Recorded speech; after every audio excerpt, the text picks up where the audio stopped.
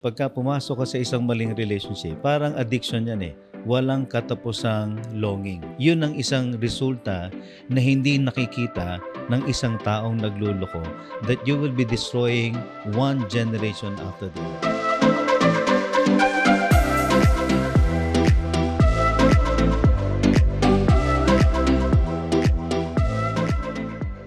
Baka po makakapagbigay po kayo ng advice. What are the dangers of cheating?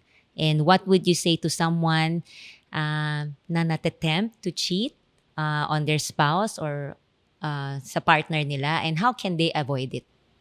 Well, basically, ang cheating will result to so many problems. Okay? And you will never be satisfied. Kasi pagka pumasok ka sa isang maling relationship, parang addiction yan eh.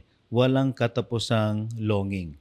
Walang katapusang, di ba, parang you're after one pleasure o parang one pleasure after the other. So hindi ka matatapos doon. And yung void or yung emptiness, sinasabi nga ni JB na may hinahanap ka eh. Only God can fill that void or emptiness eh. Pero alam mo, sa totoo lang, kapag ka in love ka kay God, mag-overflow ka rin eh. And you won't be needing any superficial pleasure na ino-offer sa atin ng kaaway. Okay? And si God, sinasabi niya nga eh, He is more than enough eh. Okay? Now, anong mangyayari ngayon nun? Pag pumasok tayo dyan, sa totoo lang, madaling magloko.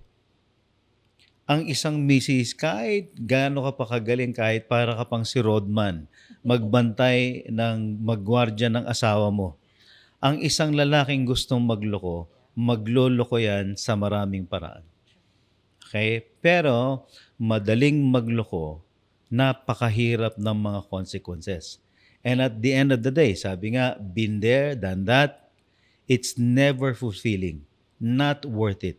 Okay? And ang isang mahirap kasi dyan, kapag ka naging kalos ka na you are now after your own pleasure, you just want to satisfy yung gusto mo lang para sa sarili mo, hindi mo na iniisip yung pains ng asawa mo, yung pains ng mga anak mo. And I remember counseling someone. Sabi niya, Pastor, sabi ko sa kanya, at the end of the day, galing din naman ako dyan eh. Ang wala ka namang ibang solusyon kung hindi iwanan mo yung babae. Sabi niya, Pastor, hindi ko maiwan kasi naawa ako. Tsaka baka magpakamatay. Sabi ko, I find it very funny. Sabi ko sa kanya, naawa tayo sa isang babae na pumasok sa isang relasyon na alam niya namang mali, na alam niya masasaktan siya. Okay? Natatakot ka, baka magpakamatay. Sabi ko, lahat na naging mistress ko, sinabi rin magpapakamatay sila. Hanggang ngayon, lahat sila buhay pa. Walang ni isa eh, hostage ka nakapanakot lang yan. Pero sabi ko, hindi ba yung irony na naaawa ka dun sa babae na yun, pero hindi ka naaawa sa sarili mong asawa. Yeah. Hindi ka naaawa sa sarili mong anak. Okay? Nakita mo kung paano tayo dinideceive ng kaaway. So, at the end of the day, kawawa ang mga bata. And it's a good thing kasi like si Andra, nandyan yung community niya. At nandiyan dyan ang Panginoon para sa kanya at sa mga anak niya. Paano yung mga wala sa Panginoon? Kaya makikita natin yung cycle of abuse, yung cycle of dysfunction. Alam niyo, I'm also in charge of the jail ministry. And during the time of Duterte, I helped the government come up with a material. It's a program, ang tawag doon SIPAG. And I had this conversation with DOH. Sabi ko sa kanila, alam niyo ang addiction.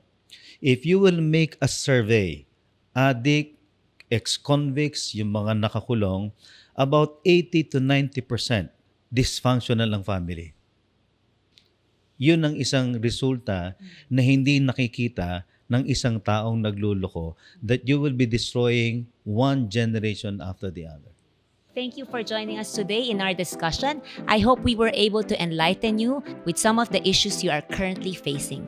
If you have any comments or suggestions, please drop us a note in the comments section. We would also like to take this opportunity to invite you to come join and worship with us here at Jubilee Evangelical Church. Every Sunday, we have English services at 8:30 a.m. and 10:30 a.m., Amoy service at 10:30 a.m., Taglish service at 2 p.m. or you may join us online through our Facebook and YouTube channels at 3 p.m. You may also check our website at jec.com.ph for more details. We hope to see you again in our next episode here at Common Ground. Thank you, and may God bless us all.